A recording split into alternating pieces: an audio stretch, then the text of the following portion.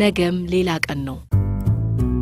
ደራሲ ማርጋሬት ሚሼል፣ ተርጓሚ ነቢይ መኮንን፣ ተራኪዎች ዳንኤል ሙሉነህና ትዕግስት አለሙ።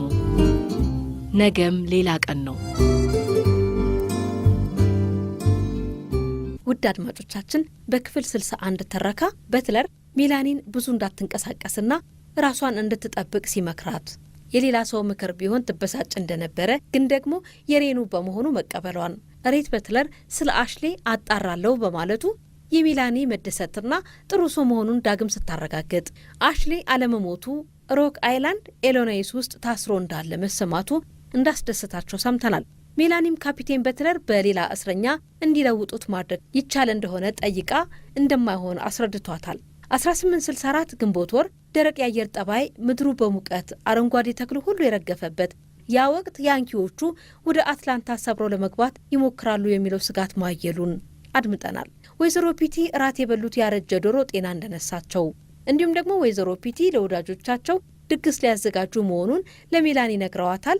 ሜላኒ ደግሞ ሰው ስለጠላች ድግሱ ባይደገስ ምኞቷ ነው። የሆነ ሆኖ ሜላኒ ጉርድ ቀሚሷን ከወገቧ በላይ ከፍ አድርጋ ብትለብሰው እርግዝናዋ አይታወቅም ብለን ነበር የክፍል 61 ተረካ ቆመው። ክፍል 62 ተረካ ደግሞ ይሄው እንዲህ እንድታደምጡት አዘጋጅተንላችኋል።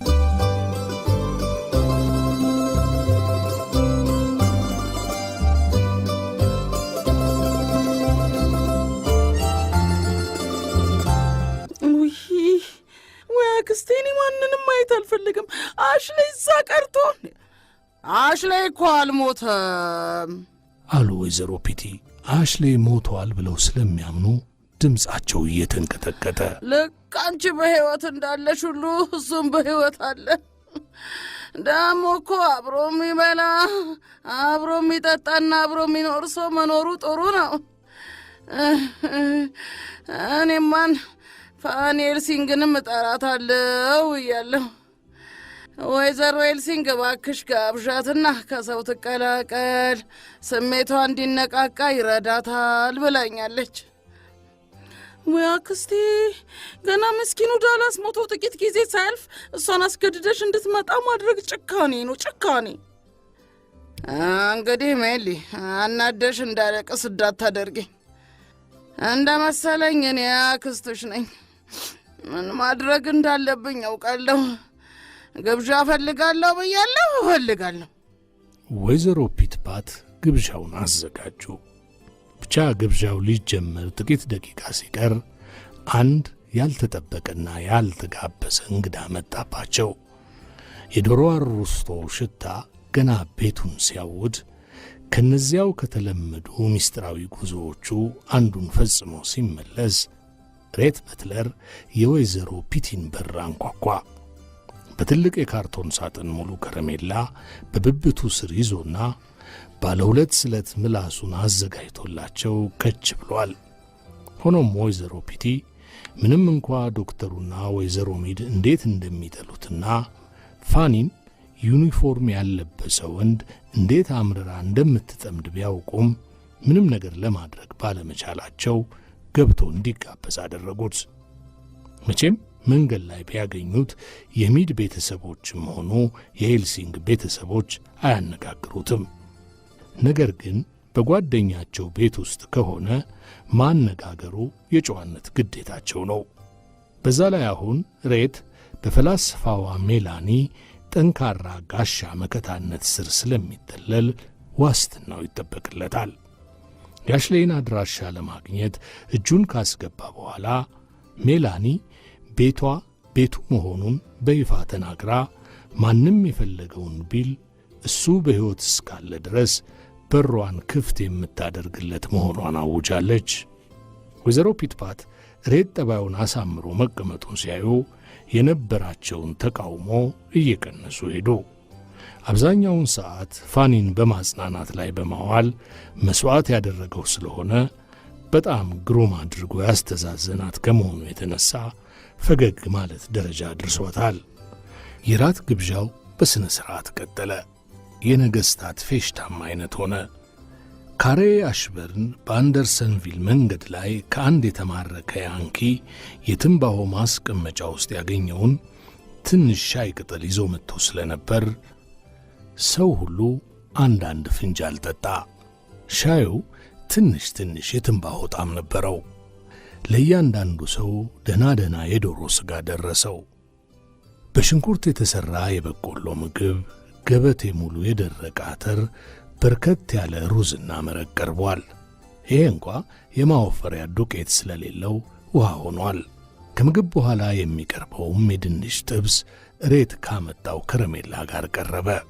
በዚህ ላይ ሬት ለወንዶቹ የጋበዛቸው እውነተኛው የሃቫና ሲጋር ከሚጠጡት የእንጆሪ ወይን ጋር ሲጨመር ግብዣው የሮማን ሀብታም የሉካላንን ግብዣ መሰለ። ወንዶቹ ፊት ለፊቱ በረንዳ ላይ ወደ ተቀመጡት ሴቶች መጥተው ተቀመጡ። ውይይቱ ሁሉ ወደ ጦርነት ወሬ ያመራ። ዛሬ ጊዜ እያንዳንዱ ውይይት የሚያመራው ወደ ጦርነት ነው። ጭውውቶች ሁሉ ወይ ከጦርነት ይነሳሉ አሊያም ወደ ጦርነት ይመለሳሉ። ያለ ጥርጥር ግን ለሁሉም ውይይት ፍሬ ሐሳቡ ጦርነት ነው። በሐዘን ሊወሳ ይችላል፣ በደስታም ሊወራ ይችላል። ብቻ ዞሮ ወሬው ስለ ጦርነት ጊዜ ፍቅር፣ የጦርነት ጊዜ ሰርግ፣ በሆስፒታል ውስጥ የሚሞቱ ሰዎች ጉዳይ ነው። ስለ ጦር ግንባር ከሆነም በየጦር ሰፈሩ ስለሚፈጠሩት ነገሮች፣ ስለ ውጊያ፣ ስለ ዘመቻ፣ ስለ ቆራጥነት፣ ስለ ፍራቻ፣ ስለ አስቂኝ ቀልድ፣ ስለ ሐዘን፣ ስለ ብቸኝነትና ስለ ተስፋ ይነገራል። ሁልጊዜም ተስፋ፣ ምንጊዜም ተስፋ። ባለፈው በጋ የደረሰው ሽንፈት ቢኖርም እንኳ ጠንካራ ተስፋ ምንጊዜም ይኖራል።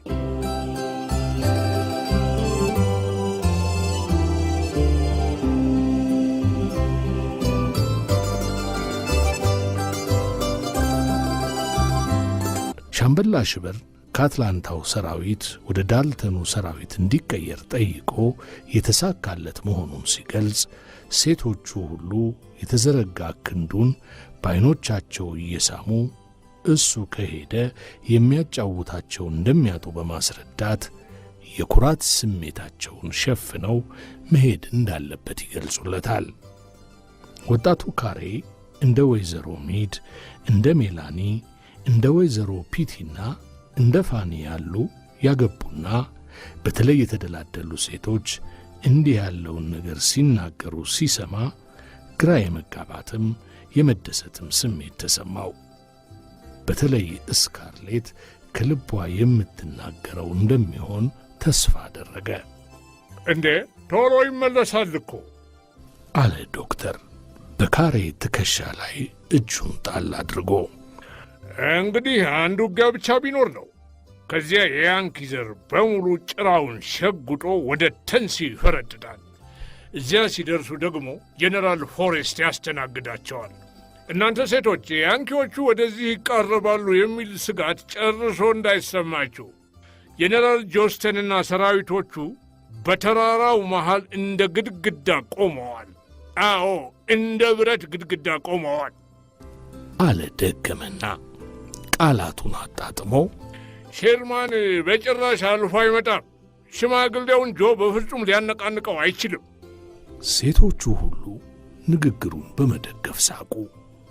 መቼም እሱ የተነፈሳት ቃል መሬት ጠብ የማትል እውነት ናት። እንዲህ ያሉትን ነገሮች እኮ ከሴቶች የተሻለ ወንዶች ያውቋቸዋል። ስለዚህ እሱ ጄኔራል ጆንስተን የብረት ግድግዳ ነው ካለ ጄኔራል ጆንስተን የብረት ግድግዳ መሆን አለበት። ሬት ብቻ የተለየ ሐሳብ አለው። መናገር ጀመረ። ከራስ ሰዓት ጀምሮ ምንም ሳይናገር ቆይቷል። የሚያንቀላፋውን ልጅ ደረቱ ላይ አስተኝቶ ስለ ጦርነቱ የሚያወሩትን አፉን አጣሞ ሲያዳምጥ ነበር። ጭምጭምታ እንደሰማሁትና እንደማምነው ሼርማን 100,000 ወታደሮች አሉት። ተጨማሪ ኃይል እንዳስመጣ ታውቆ የለም? ዶክተሩ ባጭሩ መለሰለት። ሲመጣ ጀምሮ ዶክተሩ ቅፍፍ ብሎት ነበር። ከዚያ ጭራሹኑ አብረውት እራት ከሚበሉት ሰዎች መሃል አንዱ ሬት ሆኖ አገኘው። ይህን ሰው ሲጠላው ለብቻው ነው። የጥላቻ ስሜቱን ይፋ እንዳያወጣ ያገደው ለወይዘሮ ፒቲ ያለው አክብሮትና በሳቸው ጣራ ስር መሆኑ ነበር። ታዲያስ ጌታው? ዶክተሩ በምላሹ አንባረቀ። ከትንሽ ጊዜ በፊት ሻምበል አሽበርድ ሲናገር እንደሰማሁት ባለፈው ድል ተበረታተው ወደ ጦሩ የተቀላቀሉትን ከሃዲዎች ጨምሮ ጄኔራል ጆንስተን 40,000 ወታደሮች ብቻ ናቸው ያሉት ብሏል። ጌታው አለችው ወይዘሮ ሚድ በንዴት። በኮንፌዴሬሲው ሰራዊት ውስጥ ምንም ከሃዲዎች የሉም። ምንም። ይቅርታ እመቤቴ አለ ሬት በሽሙጥ ኀፍረት። እኔ ከሃዲ ያልኳቸው ከጦር ሜዳ ፍቃድ ተቀብለው መጥተው ወደ ጦር ክፍላቸው መመለሱን ረስተውት የቀሩትን በቁስለኝነት ሲታከሙ 6 ወር ቆይተው ከዳኑ በኋላ ግን ቤታቸው ተቀምጠው የወትሮ ሥራቸውን የቀጠሉትን ወይም የጸደይ እርሻ የጀመሩትን ነው። ዐይኖቹ ማብራት ጀመሩ። ወይዘሮ ሚድ ከንፈሯን በንዴት ትነቅሳለች። ሬት ወይዘሮ ሚድን በቀላሉ ስለረታትና እሷም ኩርፍ ስላለች ስካርሌት ልትስቅባት ቃቷት ነበር። በየፈፋውና በየጉድባው በየረግረጉና በየጭልቅላቃው በቅጣት የሚማቅቁ ወደ ሰራዊቱ ዳግመኛ አንመለስም አንዋጋም ብለው የእስር ቤቱን ሹም ያስቸገሩ በመቶ የሚቆጠሩ ሰዎች አሉ። እነሱ የሚሉት ጦርነቱ የሀብታሞች ውጊያው ግን የድሆች ነው። ስለሆነም እስካሁን የተዋጋነው ይበቃናል ነው። ሆኖም እነዚህን በቁጥር የሚበልጡ በከሃዲነት ተራ ገብተው የነበሩ ነገር ግን እስከ ዘለቄታው ያልከዱ ሰዎችም አሉ። እነዚህኞቹ ፍቃድ ለማግኘት 3 ዓመት ሙሉ የጠበቁና በጥበቃ ላይ እንዳሉ ከቤተሰባቸው በአግባቡ ያልተጻፉ ደብዳቤዎች የደረሷቸው ናቸው። ደብዳቤዎቹ እንዲህ የሚሉ ናቸው። እኛ ርቦናል፣ በዚህ ዓመት እህል አይኖርም፣ የሚያርስ ሰው የለም። እኛ ርቦናል፣ ኮሚሳሪያቱ የአሳማ ጥጃዎቻችንን ወሰደብን። ለወራት ካንተ የተላከ ገንዘብ አልደረሰንም። የደረቀ አተር እየበላን የከረም ነው።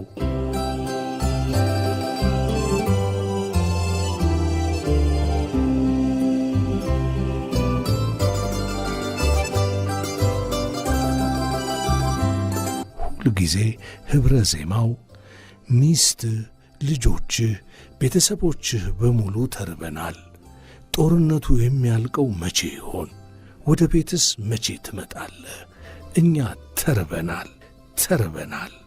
በየዕለቱ እየመነመነ የሚሄደው ሰራዊት ፍቃድ በመከልከሉ ያለ ፍቃድ ወደ ቤቱ እየሄደ መሬቱን ያርስ፣ እህሉንም ይዘራና ቤቱን ያድስ፣ አጥሩንም ያጥር ጀመር።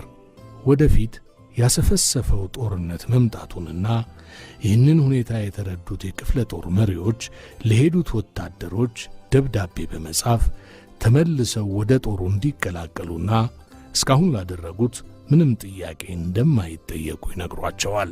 አብዛኛውን ጊዜ ሰዎቹ ይመለሳሉ። ረሃብ ለጥቂት ወራት ከቤተሰባቸው ላይ ጥርሱን ነቅሎ ስለሚርቅ ወደ ጦር ክፍላቸው ይቀላቀላሉ። ለማረስ ሲባል የተወሰዱ ፈቃዶች ሰራዊቱን ከድቶ ከጠላት ጋር እንደ መቀላቀል አይቆጠሩም ነበር። ሰራዊቱን የሚያደክሙት ግን እንደነዛው እንደ ከጂዎቹ ነው። ዶክተር ሚድ ምቾት የማይሰጠውን የዝምታ አጥር ጥሶ በቀዝቃዛ ድምፅ ለውይይቱ ድልድይ በመዘርጋት ካፒቴን በትለር፣ በእኛ ወታደሮችና በያንኪ ወታደሮች መሃል ያለው የቁጥር ልዩነት የሚያስጨንቅ ጉዳይ አይደለም። አንድ የኮንፌዴራሲው ወታደር ለአንድ ደርዘን ያንኪዎች ይበቃል። ሴቶቹ ራሳቸውን በመነቅነቅ ትክክልነቱን አረጋገጡ። ይሄ መቼም ማንም አለ የማይለው ጉዳይ ነው። ጦርነቱ ሲጀመር ይሄ አሁን ያልከው እውነት ነበር አለ ሬት። ምናልባት አሁንም እውነት ይሆናል። የኮንፌዴራሲው ወታደር ለጠመንጃው ጥይት፣ ለእግሩ ጫማና ለሆዱ ምግብ እስካገኘ ድረስ እውነት ይሆናል። አይደለም እንዴ ሻምበል አሽበር? ድምፁ አሁንም ለስላሳና የማፈር ቃና ያለበት ነው። ካሬ አሽበርን ያለ ጥርጥር ሬትን የሚጠላ በመሆኑ በተናገረው ነገር ከፍቶታል። ዶክተሩን በደስታ ይደግፈው ነበር። ነገር ግን ለመዋሸት አይችልም። ምንም እንኳ ጥቅመ ቢስ ክንዱ ለምንም የማይበጅ ቢሆን ሌላው ሲቪል ሕዝብ ያልተረዳውና እሱ የተረዳው የሁኔታው መባባስ ወደ ጦር ግንባር ለመሄድ እንዲያመለክት ያደረገው ምክንያት ነበር። ከኮሚሳሪያቱ ጽሕፈት ቤት፣ ከሆስፒታል ግዳጅ፣ ከፖስታና ከባቡር ጣቢያ አገልግሎት ተዛውረው ወደ ጥንቱ የውጊያ ግንባር በቅያሬ የሚመለሱ በእንጨት እግር የሚሄዱ አንድ ዐይናቸውን ያጡ፣ ጣቶቻቸውን የተቈረጡ፣ አንድ ክንዳቸውን የተጐረዱ አያሌ ሰዎች አሉ። ሽማግሌው ጆ እያንዳንዱን ሰው እንደሚፈልግ ያውቃሉ። ሻምበል አሽበርን ባለመናገሩ ዶክተር ሚድ ትዕግሥቱን ጨርሶ አንባረቀ። የእኛ ሰዎች ለእግራቸው መጫሚያ ለሆዳቸው እህል ውሃ ሳይኖራቸው ከዚህ በፊት ድልን ተጎናጽፈዋል። ወደፊትም ይዋጋሉ፣ ያሸንፋሉ። ጄኔራል ጆንስተን እንደማይነቃነቅ አረጋግጥልሃለሁ። የተራራ መውጣት መውረድ ልምድ ከጥንት ጀምሮ ለአንድ ሰራዊት ምሽጉ ነው፣ መጠለያው ነው፣ ጠንካራ መከላከያው ነው። በታሪክ ውስጥ ቴርሞፓይሌን አስታውስ። ስካርሌት የተቻላትን ያህል ብታስብም ቴርሞፓይሌ ሊመጣላት አልቻለም። ታዲያ እኮ ቴርሞፓይሌ ላይ እስከ መጨረሻው አንድ ሰው ድረስ ሞተው አልቀው ነበር አይደለም እንዴ ዶክተር? ብሎ ጠየቀ ሬት ሳቁን ለማፈን ጉንጮቹን እየነፋ። እየተሳደብክ ነው እንዴ ሰውዬ? ዶክተር ይቅርታ አድርግልኝ፣ አልተግባባንም። እኔ መረጃ መጠየቄ ነበር። ስለ ጥንቱ ታሪክ ያለኝ የማስታወስ ችሎታ ደካማ ነው።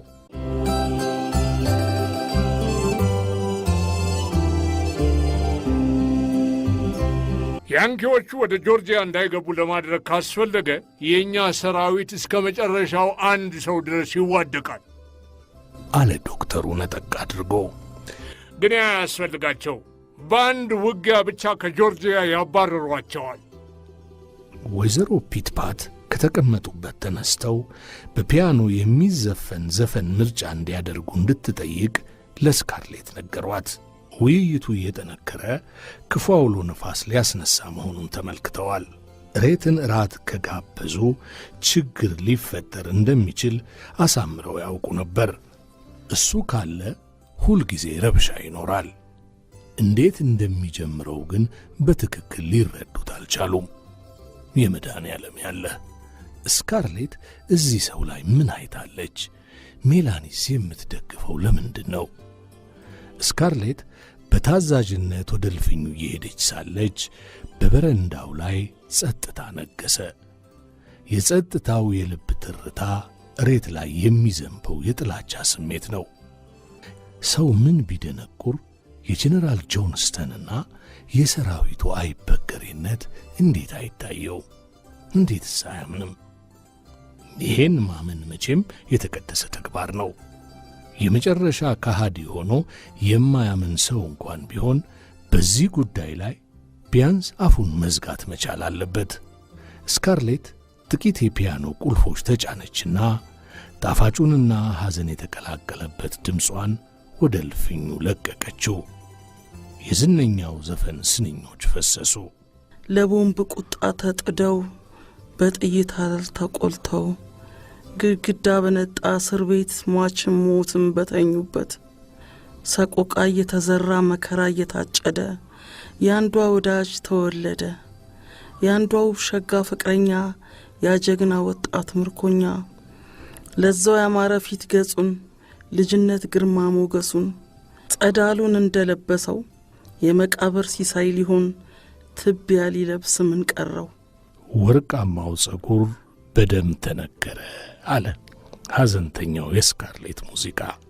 ፋኒ በግማሽ እንደ መነሳት ብላ በደከመና በታፈነ ድምፅ ሌላ ዘፈን ስፈኝ እንጂ ሌላ ዘፈን ስፈኝ አለቻት። ስካርሌት በመገረም በድንጋጤ በመዋጧ ፒያኖ ድንገት ጸጥ አለ። ወዲያው ፈጠን አድርጋ የሌላ ቅኝት ቁልፎችን በመንካት ጃኬት ኦፍ ግሬይ የተሰኘውን ዘፈን ጀመረችና ይሄ ምርጫዋ ምን ያህል ልብ እንደሚያባባ አስታውሳ ወዲያው አቋረጠችው። የምትዘፍነው በማጣቷ መሃል ፒያኖ እንደገና ጸጥ አለ። ሁሉ ዘፈኖች ከሞት ከመለያየትና ከሐዘን ጋር የተያያዙ ናቸው። እሬት ድንገት ብድግ ብሎ ዋድን እፋኒ ጭን ላይ አስተኛውና ወደ እልፍኙ ሄደ። ማይ ኦልድ ኬንታኪ ሆም የሚለውን ተጫዋች አለ ለስለስ ብሎ። ስካርሌት እያመሰገነችው ወደዚህኛው ዜማ ተሸጋገረች። የእሷ ድምፅ በሬት ግሩም ወፍራም ድምፅ ታጀበ። ሁለተኛው ግጥም ላይ ሲደርሱ የተሰበሰበው ሰው ሁሉ እፎይ ብሎ በቀላሉ መተንፈስ ጀመረ። ዘፈኑ እስከዚህም ነበር። ሰውን ምን ዘና እንዳደረገው እግዚአብሔር ይወቅ። ችግር ይኖረው እንጂ ከባድ ጫና ጭንቀታችን መቅለሉ አይቀርም አድሮ መንገድ ለመንገድ ኑሯችን የጥንት ኬንታኪ ቤቴ ደህና ደሪ እስከዚያው ቀን።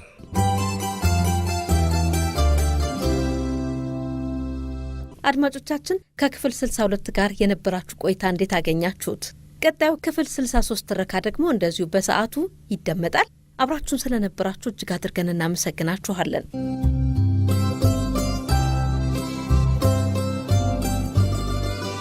ነገም ሌላ ቀን ነው። ደራሲ ማርጋሬት ሚሼል፣ ተርጓሚ ነቢይ መኮንን፣ ተራኪዎች ዳንኤል ሙሉነህና ትዕግስት አለሙ። ነገም ሌላ ቀን ነው።